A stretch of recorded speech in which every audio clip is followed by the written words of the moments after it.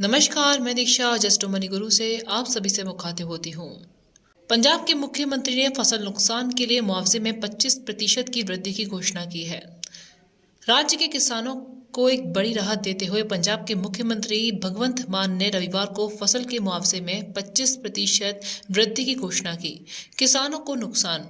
मोगा, श्री मुक्तसर साहिब, बठिंडा और पटियाला के गांव का दौरा कर बारिश से फसल को हुए नुकसान का जायजा लेने पहुंचे मुख्यमंत्री ने कहा कि 75% से ज्यादा नुकसान होने पर राज्य सरकार मुआवजा देगी। किसानों को 15,000 रुपये प्रति एकड़। इसी तरह उन्होंने कहा कि अगर नुकसान 33 से 75% के बीच होता है तो किसानों को प्रति एकड़ 6,750 रुपये का मुआवजा मिलेगा।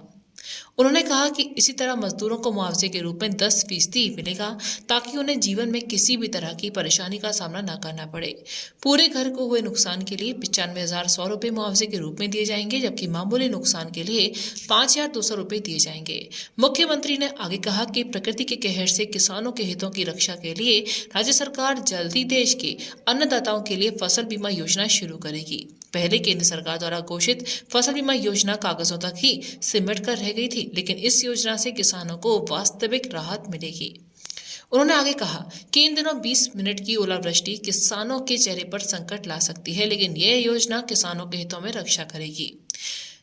उन्होंने कहा कि मैं किसानों को विश्वास दिलाता हूं कि राज्य सरकार संकट की इस घड़ी में किसानों के साथ है और उनके कल्याण के लिए कोई कसर बाकी नहीं छोड़ी जाएगी। मुख्यमंत्री ने कहा कि पंजाब सरकार राज्य में खराब मौसम की वजह से किसानों को हुए नुकसान की उचित भरपाई करेगी। मुख्यमंत्री ने कहा कि पंजाब सरकार किसानों और किसानों के कल्याण के लिए वचनबद्ध है और रहेगी। आम आदमी सरकार हमेशा किसानों और उनके अधिकारों की पैरोकार रही है। मेरी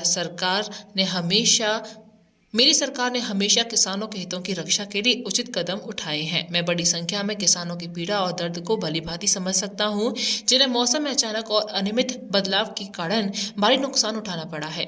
ये कहते हुए कि लगातार बारिश खड़ी गेहूं और अन्य रबी फसलों के लिए अच्छी नहीं है। मान ने कहा कि दुर्भाग्य से बारिश की तीव्रता और आवृत्ति के साथ तेज हवाओं और ओलावृष्टि से फसलों को काफी नुकसान हुआ है और बड़ी संख्या में लोगों की आजीविका प्रभावित हुई है। मान ने कहा कि पारंपरिक रिपोर्टों से संकेत मिलता है कि कई एकड़ से अधिक खेती वाला क्षेत्र प्रभावित हुआ है, क्योंकि इस स्तर पर रबी की फसल अच्छी कटाई के मौसम के लिए लगभग तैयार थी। मुख्यमंत्री ने दुख व्यक्त करते हुए कहा कि ऐसे मामलों में जहां किसान फसल नहीं काट पाएंगे या उनकी फसल की उपज कम हो जाएगी, उनके लगभग पूरा सीजन खराब होने की संभावना है और इसके परिणाम स्वरूप उनकी आजीविका को गंभीर नुकसान होगा। उन्होंने उन किसानों को उचित मुआवजा देने का संकल्प लिया जिनकी खड़ी फसल हाल ही में भारी बारिश के साथ साथ तेज हवाओं और ओलावृष्टि से प्रभावित हुई है।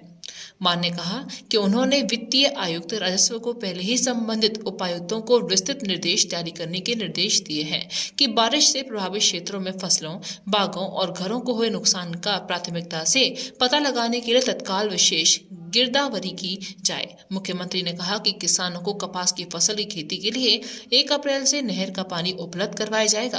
राज्य के कपास बेल्ट में पानी की आपूर्ति सुनिश्चित की जाएगी ताकि ये सुनिश्चित किया जा सके कि कपास की खेती करने वालों को बड़े पैमाने पर लाभ मिले। ये सुनिश्चित करना समय की जरूरत है कि बुवाई के मौसम में कपास की खेती करने वालों को पानी उपलब्ध करवाया जाए। मुख्यमंत्री ने कृषि को लाभ का उद्यम बनाने की राज्य सरकार की दृढ़ प्रतिबद्धता को दोहराते हुए कहा कि राज्य सरकार इस संबंध में कई निर्णय ले रही है। किसानों को गेहूं धान के चक्र से बाहर निकालने और राज्य की कीमती पानी को बचाने के लिए वैकल्पिक फसलों के लिए MSP की पेशकश की जा रही है। इसी तरह कृषि से जुड़ी गतिविधियों को बढ़ावा देने पर विशेष जोर दिया जा रहा है ताकि किसानों की आय को बढ़ाया जा सके। मुख्यमंत्री ने आगे कहा कि उन्होंने अधिकारियों को यह सुनिश्चित करने के लिए कहा है कि रिपोर्ट जल्द से जल्द प्रस्तुत की जाए ताकि प्रभावित लोगों को सरकार के मानदंडों के अनुसार पर्याप्त मुआवजा दिया जा सके।